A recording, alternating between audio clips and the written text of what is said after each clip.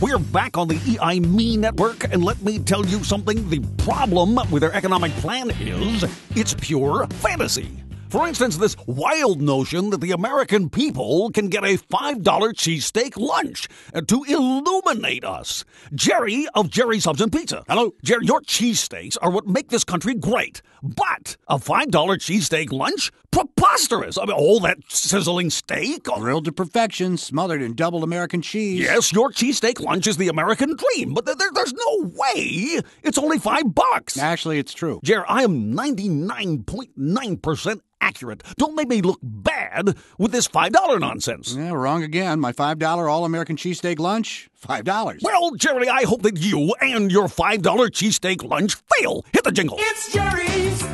Oh, Jerry's. Folks, the facts are indisputable, and so is my $5 cheesesteak lunch. Overpaid opinionators impersonated.